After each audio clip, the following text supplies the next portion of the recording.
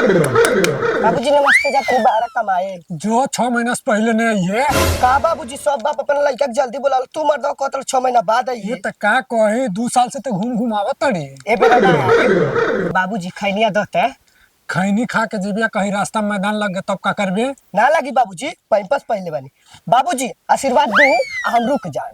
ठीक बा, आशीर्वाद के साथे प्रसाद देता नहीं। ठीक बा बाबूजी, चलो। हाँ बहुत बढ़िया भइल जे भाग गई बाहर। कम से कम खैनियत हमार बचल रही। तनी चलिए हम अपन पुरनका स्टाइल में आ जाए, जींस पैंट पहन ली।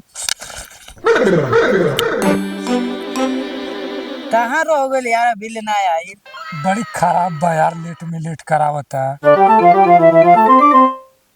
हो दे आगो। कहाँ रह गए रे, अभी लेना आई।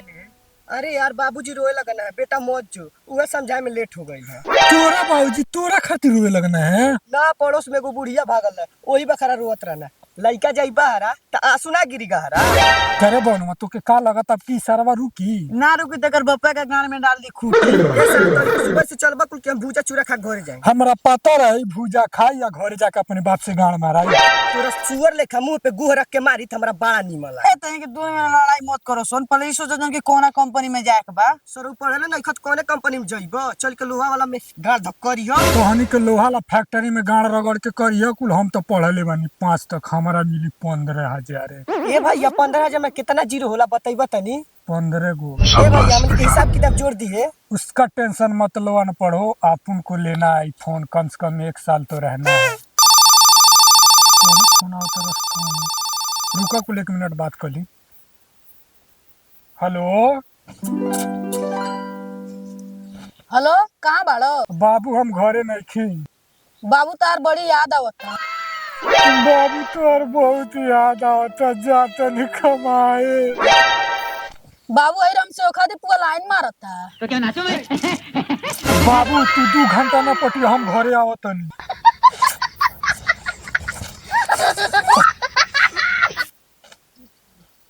लाड़ पर आवा कमाई धमाई, हम जातनी घरे, ना तो माल हमार दूसरे से फट जाए। ए भैया रुको ना, हम मौके से बात करके देखनी देखी का कहती है।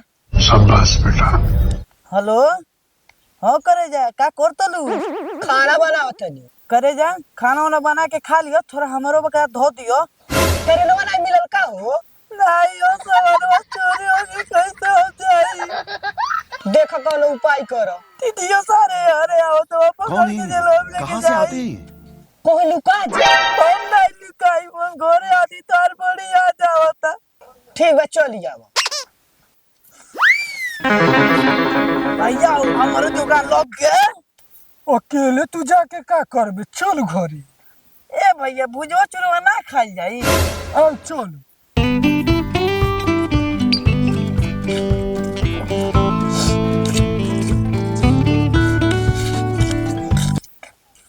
ओ बैठा कुली।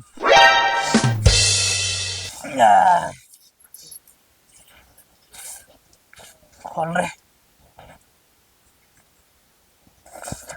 खोल रे सारी जल्दी जल्दी, काहे ना टाइम लगावत तक। ए रहा नहीं जाता, तड़प ही ऐसी है ना। नहीं नहीं, सुके सुके सुके।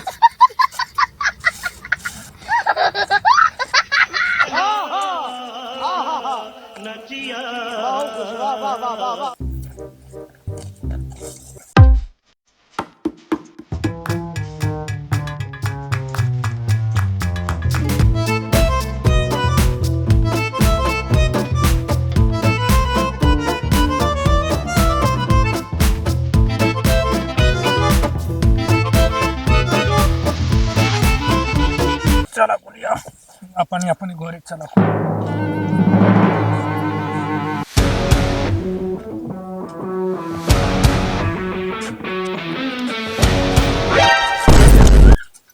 ई तोर मौसा हमा कारे जींसवा में। अरे सारे हमर मौसा नहीं बाड़े। हमारा लोग तकर बपवा हो। तोरा बड़े कारे से बढ़िया बूढ़ वाला कैसे जवान हो जाई रे? अरे त हमर बापावा है। ये सर ई कौन दवाई खा के जवान हो गए?